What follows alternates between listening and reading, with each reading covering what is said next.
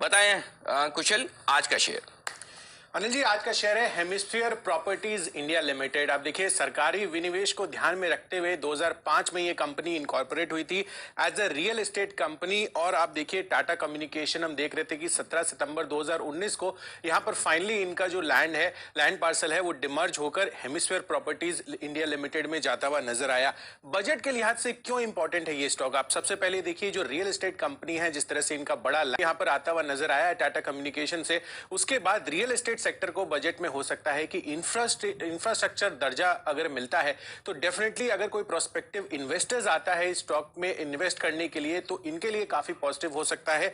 In fact यहां पर tax benefit मिल सकते हैं और साथ ही सस्ते दरों पर क्रेडिट भी मिलना संभव है। तो डेफिनेटली आगे के लिए जो कंपनी की योजना है लैंड डेवलप करने की, उसमें इनको बड़ी राहत मिल सकती है बजट से। इनफैक्ट लैंड पार्सल की मैं बात कर रहा था तो जो लैंड ट्रांसफर हुआ है 740 एकड़ का, ये कुल लैंड ट्रांसफर होता हुआ दिखा है टाटा कम्युनिकेशन से। और दिसंबर 2020 में जब इनकी एजीएम हुई थी तो कंपनी ने ये एस्टिमेट लगाया था कि 19,000 करोड़ रुपए की ये मार्केट वैल्यू है, जबकि अगर आप कंपनी का मार्केट वैल्यू देखेंगे तो लगभग आप देखिए 1/5 है। तो अपने आप में ये काफी सिग्निफिकेंट जो है वैल्यू लैंड पार्सल की इनहेरेंट है इस कंपनी में। साथ ही आप देखिए, पुणे में जो इनका टोटल लैंड पार्सल है 740 एकड़ का, वहां पर 524 एकड़ पुणे में है, यानी कि 70% से ज्यादा जो लैंड बैंक है इनका जो ट्रांसफर हुआ है वो पुणे में है। और पुणे में आप देखिए रेसिडेंशियल रियल एस्टेट की स्थिति क्या है। कैलेंडर ईयर 21 में ऑलमोस्ट नाइट फ्रैंक की जो रिपोर्ट है 38% का उछाल हमें ऑलरेडी देखने को मिल रहा है। और हम देख ही रहे हैं, जब से सस्ते होम लोन होते हुए दिखे हैं तो जितनी भी डिमांड है रियल एस्टेट स्पेस में वो लगातार बढ़ती हुई जा रही है।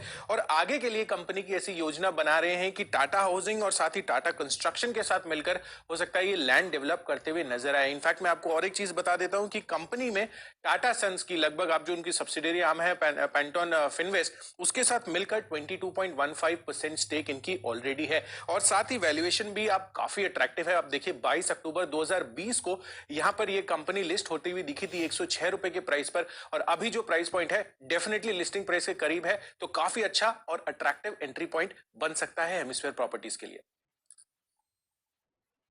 एब्सोल्युटली, हेमिस्फीयर प्रॉपर्टीज पर रखनी है नजर। और अनिल जी, पहले भी ये स्टॉक आपके रेडार पर रहा है, अच्छी परफॉर्मेंस हुई, फिर थोड़ा कंसोलिडेट भी हुआ, अब दोबारा क्यों करना चाहिए सर इस पर फोकस? दीप, देखिए, पहली चीज तो ये कि रियल एस्टेट सेक्टर पूरा बूम में है और रियल एस्टेट में अगर इनके पास 750 एकड़ जमीन है अलग अलग शहरों में, दिल्ली, मुंबई, पुणे में मिलाकर, पुणे में सबसे ज्यादा है और पुणे में है, तो इसलिए चार्ट भी किरण जी देखेंगे। लेकिन जमीन बहुत ही जबरदस्त है इस वक्त रियल एस्टेट कंपनियों के लिए। सबसे बड़ी इंपॉर्टेंट चीज है कि किसके पास कितना लैंड बैंक है। तो बीएसएनएल से जो लैंड बैंक निकलकर अलग से आया था वो इस कंपनी में आया, तो एक तो वो बड़ा लैंड बैंक है और उसकी वैल्यू बड़ी जबरदस्त है।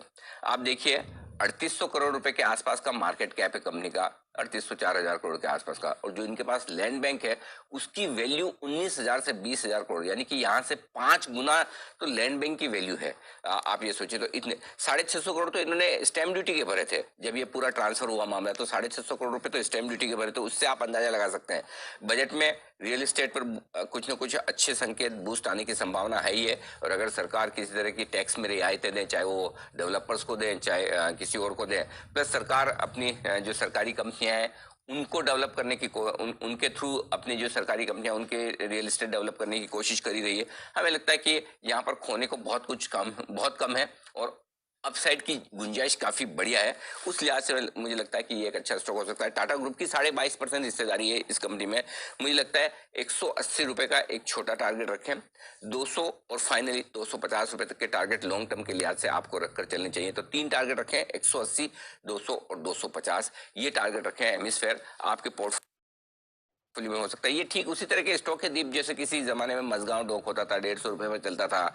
ये बोरिंग स्टॉक है, बहुत ज्यादा एक्शन में आते नहीं है, कभी कभार साल में 4-5 दिन चलते हैं, लेकिन चलते हैं वो पूरी कसर निकाल कर जाते हैं। ये उस तरह के शेयर है जो आपको शांति से सोने देंगे, वैल्यू डीप है, जब चलेंगे तब आपको पूरा रिटर्न देकर जाएंगे। तो 20,000 करोड़ की लैंड बैंक, 4,000 करोड़ का मार्केट कैप, गणित एकदम साफ है।